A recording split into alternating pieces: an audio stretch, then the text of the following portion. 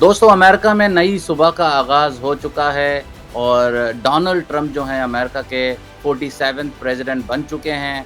हमारे साथ हमारे आज के मेहमान हैं हमारे रिपब्लिकन रहनुमा वसीम चाचड़ साहब, जो बहुत ही बारीकी से अमेरिका की पॉलिटिक्स पे नज़र रखे हुए थे और पुरुम्मीद थे कि प्रेज़िडेंट ट्रंप जो है वो अमेरिका के नए सदर होंगे। तो चलिए वसीम चाचड़ साहब के पास चलते हैं और उनसे पूछते हैं कि वो आज कितना खुश हैं। वसीम चाचड़ साहब, वेलकम टू कैपिटल कॉर्नर। कैसे हैं आप? खैरियत से हैं? आज तो बड़े खुश नज़र आ रहे हैं, ये तो बताइए क्यों इतना थैंक खुश यू हैं? मंसूर भाई, थैंक यू। आपको बहुत-बहुत मुबारक हो। पूरे अमेरिका को मुबारक हो इस जीत के ऊपर। अम, बहुत एक स्ट्रॉन्ग विक्ट्री, बहुत स्ट्रॉन्ग फिनिश किया है ट्रम्प साहब ने। आपको शायद याद हो कि 2016 में जब हिलरी क्लिंटन से ये इलेक्शन जीते थे, तो इनको पॉपुलर वोट नहीं मिला था। इनको सिर्फ इलेक्टोरल कॉलेज वोट मिला था और पॉपुलर वोट जो मेजॉरिटी वोट था वो हिलरी क्लिंटन ने लिया था। फिर 2020 के अंदर बाइडेन साहब ने वोट उनसे ज़्यादा लिए। इस दफ़े इन्होंने पॉपुलर वोट भी लिया है और इलेक्टोरल कॉलेज भी जीता है। इस दफ़े ना सिर्फ के लतीनो वोट ज़्यादा पड़ा है, ना अफ्रीकन अमेरिकन वोट ज़्यादा पड़ा है, मुसलमानों ने बहुत बड़ी तादाद में इसमें शमूलियत की। वो लोग जो डोनाल्ड ट्रंप का नाम लेना पसंद नहीं करते थे 2016 में, उन लोगों ने भी निकल के ट्रंप साहब को वोट दिया है। मैं आपके इस प्रोग्राम में बैठ के उन लोगों के नाम ले सकता हूँ जो मुझसे नाराज़ होते थे कि तुम ट्रंप सपोर्टर हो, और आज वो हम फ़ोन करके हमें मुबारकें बोलते दे हैं, रहे हैं। मुबारकें भी देते हैं और ये भी कहते हैं यार हमने वो ट्रंप को वोट डाला है। तो इतना बड़ा शिफ्ट इस मुल्क में आया है जो विज़िबल है इस इलेक्शन के अंदर। अच्छा, ये बताइए कि डोनाल्ड ट्रंप अमेरिका के नए सदर बन चुके हैं। ट्रंप का अमेरिका कैसा होगा? क्या होगा ट्रंप के अमेरिका में? मंसूर भाई, ट्रंप का अमेरिका हैरिस के अमेरिका से बहुत डिफरेंट होगा। मैंने कल आपसे जो गुफ्तगू की थी उसके अंदर बड़े मोहतात तरीके से बात की। आज क्योंकि ट्रंप साहब जीत चुके हैं और वो लोगों के वोट डल चुके हैं, तो हम बिला झिझक बात कर सकते हैं। ट्रंप साहब का जो एजेंडा था, अगर आप उसको कंपेयर करें हैरिस के साथ, तो हैरिस के एजेंडा में सिर्फ एक चीज़ थी और वो थी रिप्रोडक्टिव हेल्थ, अबॉर्शन। जिस स्टेट में अबॉर्शन लीगल भी है, वहाँ पे भी जाके हैरिस जो है अबॉर्शन अबॉर्शन के नारे मार रही थी और उसके अलावा उनके पास कुछ था ही नहीं। ट्रंप का अमेरिका जो है वो है इकोनॉमिक पॉलिसीज, ट्रंप का अमेरिका जो है वो है इमिग्रेशन पॉलिसीज, ट्रंप का अमेरिका जो है वो है स्ट्रॉन्गर फॉरेन पॉलिसी। तो ट्रंप के अमेरिका के अंदर मैं ये देखता हूँ कि हमारी इकोनॉमिक कंडीशंस जो इस वक्त नीचे जा रही हैं, उसमें अच्छी खासी जो है इम्प्रूवमेंट आएगी। इमिग्रेशन के अंदर जून 20 के बाद जैसे वो अपना ओथ लेंगे, तो इमिग्रेशन के अंदर बड़ी तेज़ी से आप चेंजेस आते हुए देखेंगे। डिपोटेशंस के नंबर स्काई रॉकेट होंगे, और वो डिपोटेशंस नहीं जो लोग अमेरिका में बड़े अरसे से रहते हैं, जिनका कोई क्रिमिनल रिकॉर्ड नहीं है और यहाँ अपनी ज़िंदगी ईज़िली बसर करते हैं।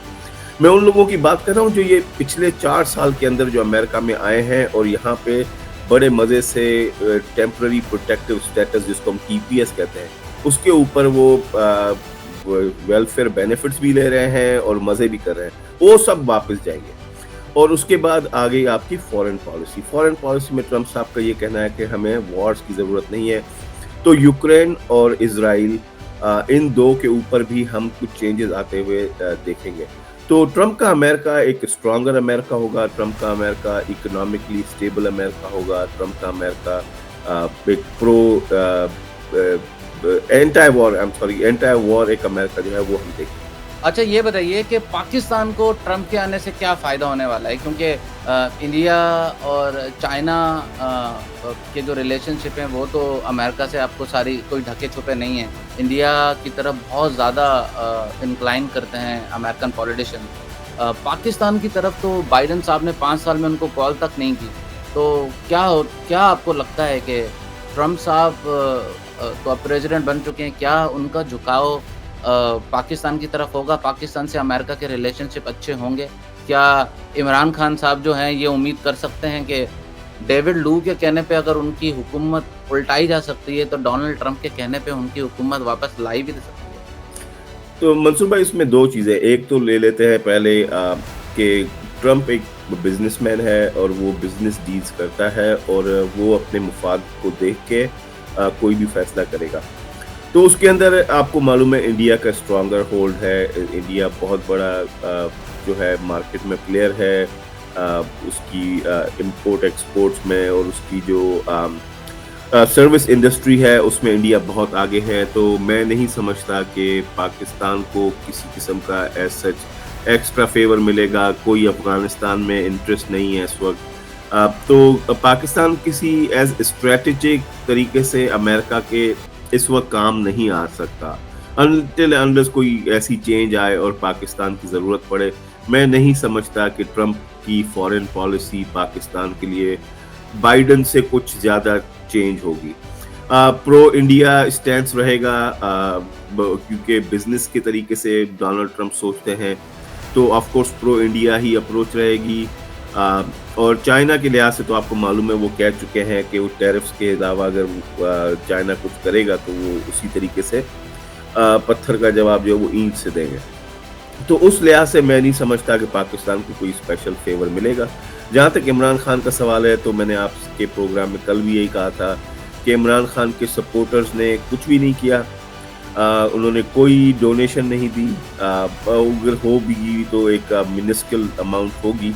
कोई ऐसा कोई पैक्स नहीं थे, कोई हमने आउटरीच नहीं देखी, कोई हमें ईमेल्स नहीं आई। तो बहुत ही मिनिमम किस्म का उनका एक रोल रहा इस इलेक्शन में। तो मैं नहीं समझता कि उनके कोई ऐसे फेवर्स हैं डोनाल्ड ट्रंप के ऊपर जो डोनाल्ड ट्रंप को अपने फेवर्स रिटर्न करने पड़ेंगे और इमरान खान को निकलवाना पड़ेगा, ऐसा नहीं होगा। पाकिस्तान के लिए ऐसा कोई भी इंटरवेंशन मैं नहीं समझता कि डोनाल्ड ट्रंप ने। चले, बहुत ज़बरदस्त, बहुत उम्दा आपने जवाब दिया। अच्छा ये बताइए वसीम चाचड़ साहब के ट्रंप साहब ने विक्ट्री स्पीच में कहा कि ये अमेरिका जो है ये सबका अमेरिका होगा और मैं सबको यूनाइट करके चलूँगा। मुसलमानों को स्पेशल थैंक्स कहा। भाई कभी ज़िंदगी में हमने ट्रंप के साहब के मुंह से नहीं सुना कि मुसलमानों को उन्होंने बोला हो कि thank you Muslims and thank you Arab Americans for supporting me in this election. भाई बहुत बड़ी चीज़ है, ये कोई मजाक नहीं चल रहा है। सर तो ये बताइए कि मुसलमानों को इस इलेक्शन का क्या फ़ायदा होगा अमेरिका में? इसमें देखें मंसूर भाई, सिर्फ ट्रंप नहीं, अमेरिका की तारीख में आप कोई भी प्रेसिडेंट उठा लें, किसी ने ऐसे स्पीच में मुसलमानों का नाम लेके स्पेशल थैंक नहीं किया। बिल्कुल नहीं किया, आज तक नहीं किया। ओबामा हो या बाइडन हो या क्लिंटन हो या कोई भी हो, हम लोग पहली दफा अमेरिका में रिकॉग्नाइज हुए हैं, हम लोगों ने पहली दफा। और मैं ये कहता हूँ कि मिशिगन और विस्कॉन्सिन और मिनेसोटा के मुसलमानों से कि thank you so much for standing up for your rights, thank you thank you thank you. बाकी हमारे जो दूसरे मुसलमान कम्युनिटी में थे, स्पेशली वर्जीनिया वगैरह, वहाँ से हमने कोई भी ऐसा ओपन इंडोर्समेंट्स नहीं देखी। हमारी जो पॉलिटिकल ऑर्गेनाइजेशंस हैं उनके अंदर भी हमने कोई ऐसा नहीं देखा है, बल्कि हैरिस को सपोर्ट होते हुए देखा। ये हमारा एक बहुत बड़ा इम्तिहान था जो हमारी स्पेशली जो ब्लू वॉल स्टेट्स के जो हमारे मुसलमान हैं उन्होंने हमारी जो इज़्ज़त है, जो हमारी ताकत है, उसको चार चांद लगा दिए। और इससे अब आने वाली इलेक्शंस के अंदर हम मुसलमानों को टेबल पे बिठाया जाएगा और हमसे बात की जाएगी, और हमारे से बात किए बगैर इलेक्शन अब अमेरिका के अंदर जीतना इन स्टेट्स के अंदर इनके लिए मुश्किल हो जाएगा।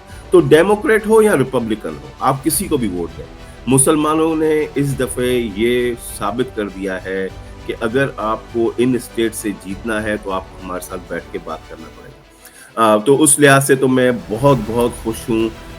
ये नहीं कि सिर्फ डोनाल्ड ट्रंप साहब को उन्होंने जितवाया, बल्कि उन्होंने अपनी ताकत को जो है ना उसको मसल्स को फ्लेक्स करके दिखाया कि वी कैन डू दिस। तो मुझे उस पर बड़ी खुशी है। वसीम चाचड़ साहब बहुत बहुत शुक्रिया हमारे प्रोग्राम में आने का। दोस्तों, जैसा कि वसीम चाचड़ साहब ने कहा कि मुसलमानों ने इस इलेक्शन में ये साबित कर दिया कि हमारे बगैर स्विंग स्टेट जो है वो जीतना मुश्किल ही नहीं बल्कि नामुमकिन है। इंशाल्लाह नेक्स्ट प्रोग्राम में फिर आपके साथ हाजिर होते हैं। Thank you so much, have a nice day, God bless you and may God bless United states of America.